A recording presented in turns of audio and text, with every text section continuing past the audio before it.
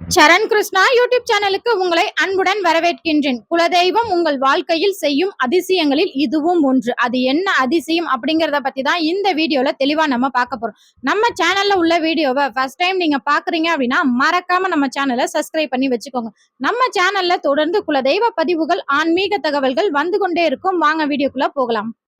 இந்த அதிசயம் பலரது வாழ்க்கையில கட்டாயம் நடந்திருக்கும். ஆனா ஏன் இப்படியெல்லாம் நடக்குது அப்படின்னு தெரியாம பலருமே குழப்பமா இருப்பாங்க. அந்த குழப்பத்திற்கான தெளிவான விளக்கங்கள் இந்த வீடியோல உங்களுக்கு கண்டிப்பா கிடைக்கும்.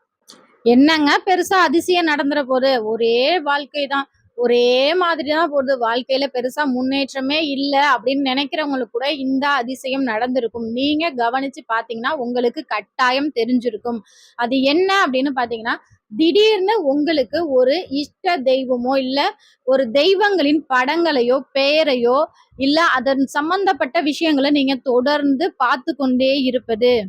என்னங்க சொல்றீங்க? ஒரு தெய்வத்த தொடர்ந்து பார்க்கறது தப்பா? இதுல என்ன அதிசயம் இருக்கு? அப்படின்னு நீங்க கேட்டீங்கன்னா, கண்டிப்பா இருக்கு.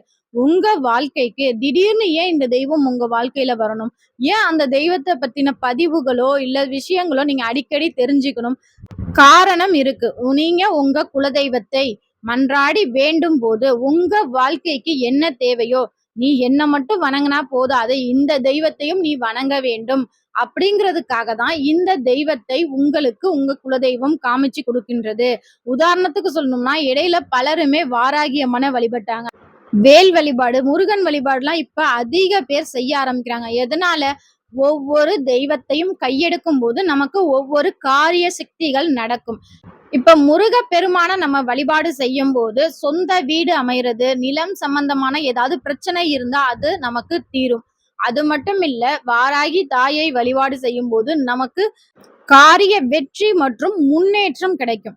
இததான் உங்க குலதெய்வம் உங்க வாழ்க்கையில எடுத்து கொடுக்குது. ஒரு சிலருக்கு பாத்தீங்கன்னா, விநாயகர் படம் தொடர்ந்து வர்றதா இருக்கட்டும், இல்ல விநாயகர் யாராவது உங்களுக்கு திடீர்னு பரிசா குடுப்பாங்க. விநாயகர் படம் வர்றது, இதெல்லாம் எதற்காக உங்க குலதெய்வம் செய்கின்றது? நீ என்ன மட்டும் வணங்கினா பத்தாது, இந்த தெய்வத்தையும் வணங்கு. இது போன்ற இஷ்ட தெய்வங்களையும் நீ வணங்கும் போது உன்னுடைய வாழ்க்கை மேம்படும் என உங்கள் குலதெய்வம் உங்கள் வாழ்க்கையில் அதிசயத்தை நிகழ்த்து கொண்டேதான் இருக்கின்றது. பலரோட வாழ்க்கையிலுமே இது போன்ற நிகழ்வு கட்டாயம் நடந்திருக்கும். இப்போ உங்க வாழ்க்கையில இது போல நிகழ்வு நடந்திருக்கு அப்படின்னா மறக்காம எங்களோட கமெண்ட் செக்ஷன்ல ஷேர் பண்ணிக்கோங்க. கொஞ்சம் பேர் யோசிக்கலாம், இதுல என்னங்க பெருசா அதிசயம் இருக்க போகுது, ஒரு தெய்வத்தை வணங்குறதுனால உடனே நம்ம வாழ்க்கை மாறிடுமா அப்படின்னு.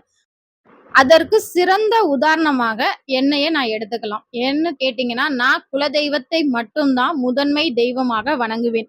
என்னுடைய குலதெய்வம் அம்சம் கொண்ட கோவில்களுக்கு, என் குலதெய்வத்திற்கு உரிய நாட்களில் விரதம் இருந்து அருகில் இருக்கிற கோவிலுக்கு சென்று விளக்கேற்றுவேன். என்னுடைய குலதெய்வத்தை மட்டுமே நான் முழுமையா வணங்கினேன். மற்ற இஷ்ட தெய்வங்களை கூட நான் சரிவர வணங்கவில்லை தான். ஆனாலும் எனக்கு தொடர்ந்து வேல் வழிபாடு தொடர்ந்து வீடியோவா வருது. நான் அந்த வீடியோ நான் பார்க்கவே இல்ல. ஆனாலும் வேல் வழிபாடு செய்யுங்க அப்படின்னு சொல்லி வீடியோ வர்றது. எங்க வீட்டுக்கு கந்த சஷ்டி கவசம் புக்கு வந்தது. மேலும் இந்த தடவை கோவில் திருவிழாக்கு போகும்போது வேலே எனக்கு ஒருத்தவங்க கிஃப்ட் குடுத்தது. அத நாங்க கார்ல தான் ஓட்டலாம் அப்படிங்கிறப்ப, ஒரு ஒரு சின்ன பொண்ணு எங்க வீட்டு பக்கத்து வீட்டு பொண்ணு தான். அந்த பொண்ணு "இல்ல அத்த, இதெல்லாம் இங்க வைக்காதீங்க. நீங்க பூஜை அறையில வச்சு சாமி கும்பிடுங்க." அது சொல்லும்போது எனக்கு சாமியே சொன்ன மாரி இருந்துச்சு. அத நான் தொடர்ந்து வழிபாடு செய்யும்போது, எனக்கு ஒரு பிரச்சனை தீர்ந்தது. அது என்ன பிரச்சனை அப்படின்னு பார்த்தீங்கன்னா, நாங்க ஒரு இடம் வாங்குனோம். அந்த இடத்த வித்துறலாம் அப்படிங்கிற பிளான் இருந்தது. ஆனா எனக்கு அது பிடிக்கல. சரி, ஒரு இடம் வாங்கியிருக்கோம். அத விக்கக்கூடாது. அதுல மேற்கொண்டு வீடு கட்டலாம். இல்ல நாளைக்கு பிள்ளைங்களுக்கு ஏதாவது செய்யலாம் அப்படின்ட்டு. இடையில விக்கிறது எனக்கு பிடிக்கல. அதுக்காக தான் நான் அந்த வேலும் இருந்தது. என் குலதெய்வ தீபத்தையும், அந்த வேலையும் நான் வணங்குனேன். அப்ப ஒரு 1 வாரத்திலே எனக்கு ஒரு நல்ல மாற்றம் ஏற்பட்டது. விக்கலாம் அப்படின்னு சொன்ன இடத்த வேண்டாம். இப்பைக்கு எதுவுமே விக்க வேணாம். நம்ம பணம் சேர்த்து அதுல வீடாவே கட்டிக்குவோம் அப்படிங்கிற ஒரு மனநிலை எங்க வீட்ல எல்லாருக்குமே வந்துருச்சு. இது எனக்கு ரொம்ப பெரிய ஆச்சரியத்தை குடுத்துச்சு. நான் என் குலதெய்வத்த மனதார வேண்டுனேன். அந்த குலதெய்வம் எனக்கு இந்த தெய்வத்தையும் நீ சேர்த்து வேண்டு, உன்னுடைய பிரச்சனை சரியாகும் என என்னுடைய குலதெய்வம் சொன்னது. அதற்கேற்றபடி நானும் வேண்ட ஆரம்பிச்சேன். வேண்டி 1 வாரத்திலேயே எனக்கு ஒரு நல்ல மாற்றம் ஏற்பட்டது. அதனால தான் இந்த அதிசயத்த உங்கள்ட்ட பகிர்ந்துக்கிறேன். கண்டிப்பா இது ஒவ்வொருத்தரோட வாழ்க்கையிலுமே நடந்திருக்கும். நீங்க ஒரு தெய்வத்த பற்றின பதிவுகள் அடிக்கடி உங்க கண்ல பட்டுச்சு அப்படின்னா, எதனால இந்த வீடியோ வருது? இப்போ உதாரணத்துக்கு சொல்லணும்னா, நம்ம சேனல்ல உள்ள வீடியோவ குலதெய்வத்தை பற்றின பதிவுகள் உங்களுக்கு தொடர்ந்து வருது அப்படின்னா, உங்க குலதெய்வ வழிபாட நீங்க செய்யுங்க. குலதெய்வத்தை முறையா வீட்ல கையெடுக்கிறது, பௌர்ணமி பூஜை செய்யறது, இதெல்லாம் எப்படின்னு நீங்க தெரிஞ்சுக்கிட்டு கையெடுக்கும்போது, கண்டிப்பா 100% உங்க வாழ்க்கைக்கு தேவையான முன்னேற்றத்தை அந்த தெய்வங்கள் குடுக்கும். நான் இப்பவுமே என் குலதெய்வத்தை முதன்மை தெய்வமாக வணங்கி, என் இஷ்ட தெய்வத்தை அதற்கு பிறகு தான் வணங்குவேன். என்னோட வாழ்க்கை ரொம்பவே சிறப்பா இருக்கு. கண்டிப்பா இதே போல நீங்களும் வணங்கி பாருங்க.